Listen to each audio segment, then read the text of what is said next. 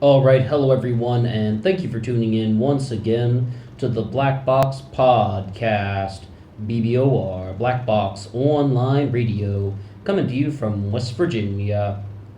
On this channel, sometimes we do a segment called Genius or Fraud, where we kind of look at a particular individual and we start to kind of have a bit of a discussion. Is this person actually someone who has accomplished genuine things in their lifetime, or are they an absolute kook who has gone apeshit bananas? Now, the reason why I thought about doing Richard Nixon in this segment was we were mentioning the book The Real Watergate by Jeff Shepard recently about how that Nixon was someone who was not taken out by the conventional definition of the Watergate scandal back in the day. It was actually done by a somewhat rather calculated but unsophisticated plan, mind you. Notice I said unsophisticated plan, launched by the Democrats. And that's kind of the thesis of his book, The Real Watergate, that Nixon was just simply taken out because of political opportunism. It wasn't because of any actual wrongdoing. It was a complete sabotage from the Democrats. And that's when I really began to think about how this could be a subject for our segment, Genius or Fraud, because Nixon is a guy who is viewed by some people as a half-drunken nitwit who just like to talk in football metaphors. And then some people view him as a genius who knew how to command not only foreign policy, but an entire nation. So let's have a little bit of a discussion about the subject right now. I got to start this one off by saying that I'm not a conventional historian by any means. And there are so many things out there that have been written by Richard Nixon, including many of his own compositions. So it's not exactly like I'm going to be saying anything that is more brilliant than any of the other historians or commentators or anyone who is sharing something about Richard Nixon. It's kind of just to come at things from a different angle and kind of just examine the life of Richard Milhouse Nixon, our 37th president. What I would say, though, is to start things off that Richard Nixon was sort of a major turning point in American history. 37th president. Why a turning point? Well, so many people like to say that Nixon would go on to shape the modern day makings of the Republican Party. And there are possibly even ways that you could say that Richard Nixon was one of the reasons why we had George H.W. Bush, why we had Donald Trump even. So we can examine a few things about that in a second. But the first thing is, let's look at Richard Nixon as kind of a person who is somewhat thoughtful about the game. Richard Nixon is the only person to be elected to president on 4 winning tickets, twice as the vice president and twice as president, meaning that he was on 4 winning presidential tickets. Of course, serving as Eisenhower's vice president. Richard Nixon was only 39 when he became vice president, youngest vice president we ever had, which I believe is one of the reasons why he holds this particular statistic. Only person to be on 4 winning tickets, but it's like that is heavily overshadowed by being the only president to resign. So you have to look at the reason why Richard Nixon went on to win the presidency. There are some great videos online from the guy John Stockwell here on YouTube, as well as articles. And if you read anything about the CIA that has been written in the past 25 years, they often use John Stockwell as a source from time to time. At the time, he was the highest ranking CIA director to go public.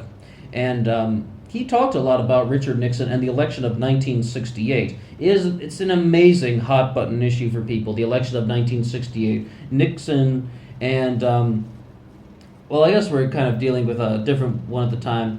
1968 was, that was Nixon and Goldwater, right? If we go back a couple years earlier to Nixon versus Kennedy, that's when it really begins. Nixon versus Kennedy.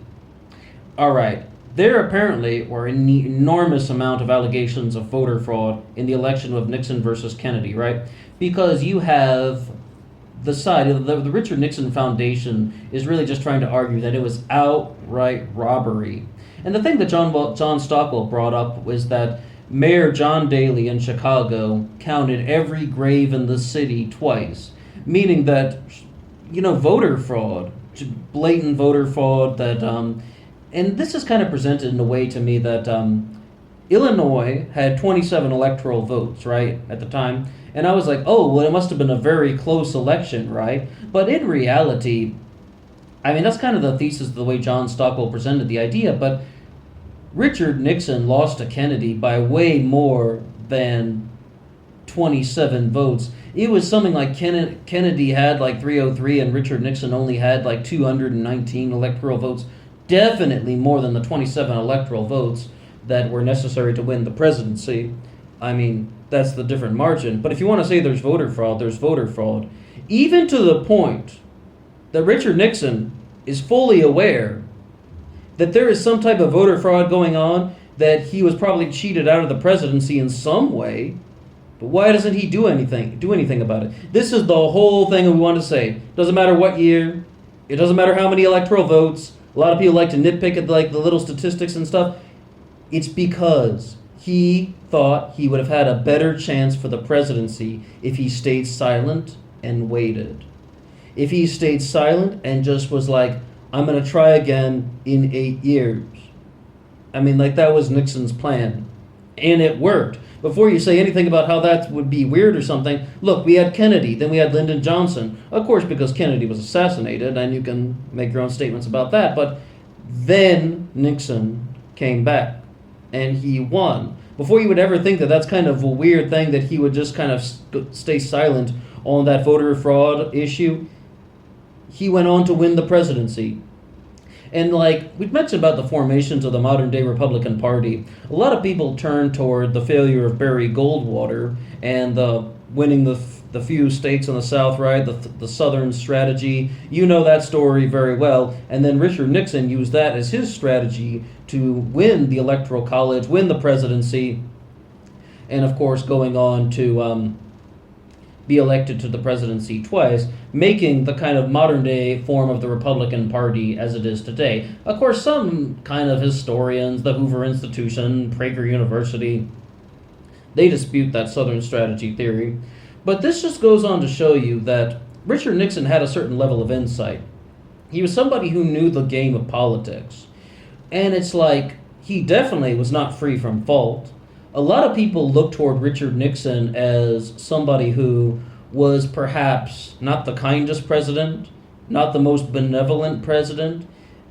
A lot of people who even like Nixon as a statesman and as a person who was kind of able to put ideas into action, they still think that he was kind of a nasty individual.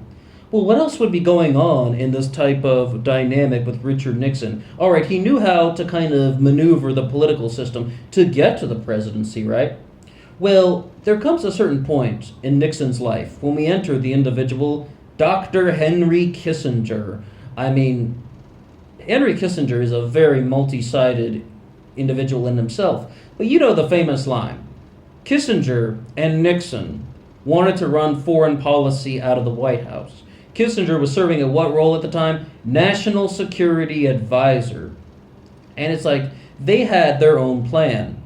And this is why a lot of people think that Nixon was brilliant, but he was also kind of nasty and evil. I mean, there are things that they were planning that we're not able to do. Like Tom Hartman, who's progressive talk show host, even just called out Henry Kissinger, saying that he wanted to nuke North Vietnam. That was one of his solutions to ending the Vietnam War. Nuclear attack. I mean, Japan is the only nation around the world that has gone through the nuclear holocaust, but Vietnam was pretty close because of the thinking of Henry Kissinger. And who was Kissinger dealing with at the time? Richard Nixon.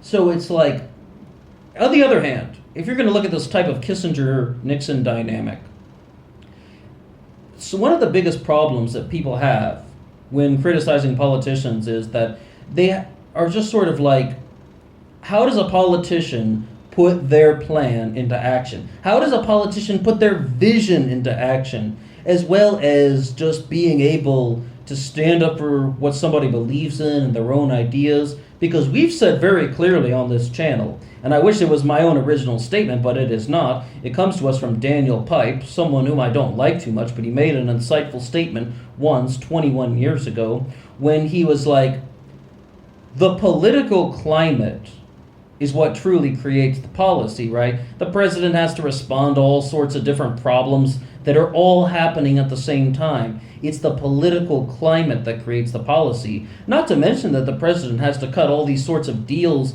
to get to the top to where he is there, and responding to all these other power-hungry maniacs. So what Kissinger and Nixon did was they actually developed a method to run foreign policy out of the White House. And if you're going to talk about genius versus fraud or genius versus dimwit, then that's actually something that is kind of cleverly crafted as a way to put ideas into action. And we're not even going to talk about good or bad ideas at the time. It's just they thought of a way that they could put in their own plan into action. And if you're going to view that as it's something rather crafty, and a lot of people kind of overlook that. But that's the thing, though, that we ask so much about our politicians, where it's just like, how does a person put in their own vision into motion? If someone has a plan for the nation, how do they put it into motion without dealing with all of these other responses? And that could be something, is to kind of take control of it by using the National Security Advisor and run things out of the White House. Some things associated with the Nixon presidency extend outside of Southeast Asia. Nixon was not only the person who was responsible for the decisions that led to the opening of China, he was also the first president to ever visit Moscow. And a lot of the decisions that Nixon perhaps made could have really de-escalated a lot in the Cold War that could have really led to a much more heightened, out-of-control issue.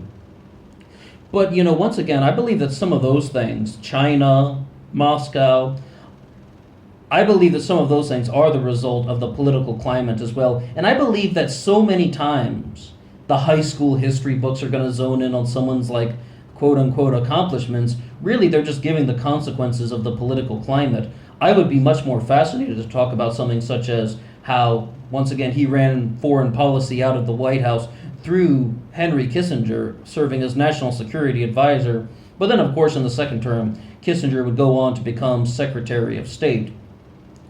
The thing is, though, with Richard Nixon, once again, we mentioned a few groups, the Hoover Institution and the Richard Nixon Foundation, that are really trying to exonerate the sort of wrongdoings that he did in the past. But one of them was the illegal bombing of Cambodia. And sadly, I'm citing Christopher Hitchens once again as the source for that, when he said, he just kind of drew attention to it, that the first article of impeachment against Richard Nixon was the bombing of Cambodia. It had nothing to do with Watergate. It's that he had crossed a line, that Henry Kissinger had crossed a line, and that they were once again doing some nasty things to try and manipulate the political climate. There's even this rumor, I stress that it's a rumor, that Richard Nixon wanted to kind of provoke the Vietnamese into kind of a greater conflict to get any Democrat out of office. I don't even know how he would have done that. This is prior to Richard Nixon being president, mind you. I saw one YouTube video about it 5 years ago. I couldn't find the exact clip, or else I'd provide it. But it was just once again, trying to make the Vietnam War larger. So it'll be like, hey, look at this Democratic failure. Elect me, I'm Tricky Dick. I know how to stop wars or something. Yes, people do things like that. Once again, I can't find the exact source on that, so that's more of a rumor. But these are things that people discuss, very frequently. At one point in time, I thought it'd be really interesting to compose a book about how does each person become president. We'd have all 45 presidents that we have so far. We're currently in the third year of the Trump administration right now, so 45 of them, right? And the reason why I thought Richard Nixon rose to power, I wanted to compose in this book, and I've never told anyone this before, never even any friends. It's like you find the single biggest issue about what allowed this person to become president of the United States. And what I thought about with Nixon was the single biggest thing that allowed him to rise in the political rankings to the ranking of president, to the job of president, being elected, was the California Republican Party was convening in a meeting. They had about 100 people in this meeting, and they needed a member of the House of Representatives. They needed somebody to challenge an incumbent Democrat. Once again, they got about 100 people, and somebody suggested, how about this guy, Dick Nixon? Nixon was a World War II veteran, and he was actually living in Baltimore, Maryland at the time, and he was recommended by someone at that meeting. And I thought that is the single biggest thing that allowed Nixon to kind of do the next series of events. But once again, though, that would be something that's more about some good fortune that would really happen to him, because Nixon went on to become the member of the House of Representatives, and of course Vice President, and then President of the United States, also the only president that we have to resign. But the thing is, though, Nixon really knew how to manipulate the political system. I mean, was it like a stroke of good luck that somebody recommended him at that meeting? Maybe, maybe not. But what we can definitely say is, Nixon knew a lot about how the world functioned. He knew a lot about how people function. And if you're just going to look at something like the David Frost interviews and just sort of think that that's all there is about Richard Nixon, he doesn't look too good in some of those. I mean, Frost openly states that he got Nixon to admit to obstruction of the justice in the interview. But the thing is, that's not everything. And what a lot of the things about Richard Nixon were is that he sort of knew that if he did certain things, it would have this type of impact on the political climate. And once again, if we're going to say that the political climate is what is kind of creating the policy, Richard Nixon had somewhat of a sense of awareness on how to manipulate that. But does that mean, though, that he was indeed a genius, or is he just an opportunistic ladder climber? I think a lot of that rests in the fact that not everyone can become president. Even some of the best political ladder climbers in the world cannot become president. Whether you like Hillary Clinton or you despise Hillary Clinton, she was a manipulative politician. Can we at least agree on that from everyone? She was a manipulative politician. Did not become president. And one of the people who sort of worked in the Nixon White House was Barbara Franklin, who went on to become the Secretary of Commerce under George H.W. Bush. And she was speaking at the Nixon Foundation, and she mentioned how she met George H.W. during the Nixon administration in the Nixon White House. And then, it's like H.W. was climbing through the ranks of Washington through the Nixon administration. But do you know who else was? Roger Stone. And for 30 years, Roger Stone concocted a plan for Donald Trump to become president of the United States. Roger Stone, the guy who has a Nixon tattoo on his back. I mean, so much of what we learn about the Republican Party and how it functions all comes back to Nixon and Nixon's ability to kind of examine the political climate and how to manipulate it. So, because you see a lot of different things about Richard Nixon, we've talked about sort of two different major aspects. One is the foreign policy aspect, where Nixon sort of thought of a way to get his foreign policy views put into action. But then the other side of it is climbing in the ranks of Washington, D.C., climbing in the ranks of our own nation's capital. And yes, Roger Stone has been somewhat influential on American politics. I think the biggest thing that he has done in 30 years was the incessant begging for Donald Trump to become president of the United States and actually coming up with a plan to get him there. I mean, the documentary Get Me Roger Stone explains this a lot more in detail, but it's so blatantly obvious even without watching that film. It's just like, this was something that's been talked about for 3 decades and has come up so many times. And it all comes back to a lot of the Richard Nixon style politics that would have allowed Trump to come into the White House. And one of the things we have not talked about was Richard Nixon was also a frequent attendee of Bohemian Grove. And I'm someone who does not believe an enormous amount of the Bohemian Grove conspiracy. You can definitely say that it's a group of very elite males who are kind of meeting in the forests in California. And Richard Nixon was actually the guy who called it a big waste of time. I mean, and to also give you some insight into Richard Nixon's character, he was also the guy that said playing golf was a waste of time. You lose a whole day going out to the course, coming back. It just, spending all the time on the green. He's like, you lose your whole day. To paraphrase him, but he was an attendee at Bohemian Grove, and I believe there's actually a photo of Richard Nixon with Ronald Reagan at Bohemian Grove, so definitely involved in the higher level circles of political networking. Granted, it was political networking that would have gotten Nixon to the House of Representatives in the first place, as opposed to genius, but I mean, it does take a certain sense of political opportunism combined with political know-how to rise in the power rankings of Washington, D.C., as well as just winning an election against an incumbent member of the United States House of Representatives. Not an easy thing to do. But what I can say about Bohemian Grove is guys like Nixon and Reagan were definitely members of an opportunistic circle. They were members of an influential circle, and they climbed the ranks based on the connections that they had and that they had used and that they had established at things like Bohemian Grove. So with Richard Nixon, the kind of conclusion we can make is that, yeah, he was an opportunistic political ladder climber, but he was also somebody who knew how to put his plan into action. He was somebody who knew how to put his own sort of kind of things that would benefit Nixon into action first. And he was definitely an opportunist. And he was successful. He did become president of the United States, but he was also somebody who beat the crap out of his wife, put her in the emergency room. Nixon had the first attorney general to go to jail, John Mitchell. It's like broken political regime all the same. And as well as many shadows have been cast upon the Nixon presidency.